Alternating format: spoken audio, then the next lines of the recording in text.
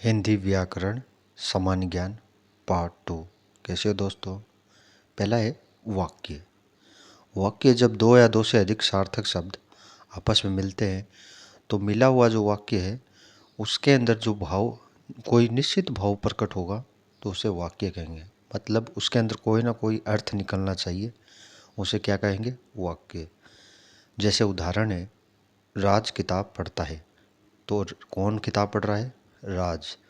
तो इसमें एक अर्थ निकल रहा है। इसी तरह हल या हलंत। जब किसी व्यंजन में स्वर का अभाव होता है तब वह व्यंजन आधा माना जाता है। इसके लिए व्यंजन के नीचे एक तिरछी रेखा लगाते हैं जिसे हलंत कहते हैं।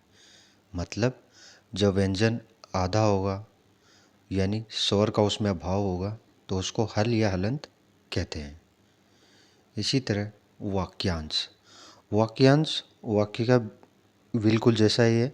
जैसे जब दो या दो से अधिक सार्थक शब्द आपस में मिलते हैं लेकिन कोई अर्थ नहीं बनता, उसका पूर्ण अर्थ नहीं बनता, उसको क्या बोलेंगे? वाक्यांश कहेंगे। जैसे ईश्वर में विश्वास करने वाला। तो ईश्वर में कौन विश्वास करता है नहीं पता चल रहा, उसका पूरा मतलब हमें नहीं पता चल रहा, तो इसको क्या कहते हैं? वाक्यांश। दो सार्थक शब्द जब आपस में मिल रहे हैं और उनका कोई अर्थ नहीं निकल रहा है तो उसको वाक्यांश कहते हैं।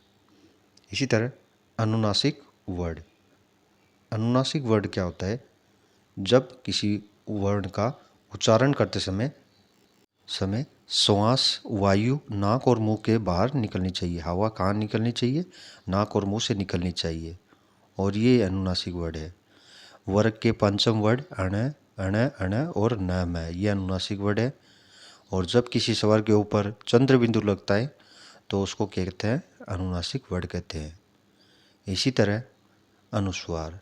अनुस्वार अनुनासिक जैसा ही है लेकिन इसमें चंद्र बिंदु नहीं लगती है। सेम वही अक्षर है इसके अंदर, अण अण न और म, ये वही है लेकिन इनमें चंद्र बिंदु नहीं लगती। और जब किसी वर्ण का उच्चारण करेंगे तो सांस केवल नाक से ही निकलेगी। इसको क्या कहते हैं? अनुस्वार कहते हैं। अनुनासिक की जैसा ही है बिल्कुल, लेकिन इसमें चंद्र बिंदु नहीं लगेगी और श्वास केवल नाक से ही निकलेगी, वायु केवल नाक से निकलेगी। वीडियो देखने के लिए धन्यवाद। Share, like and subscribe. ऐसे ही वीडियो देखने के लिए सब्सक्राइब ज़रूर करें। धन्यवाद।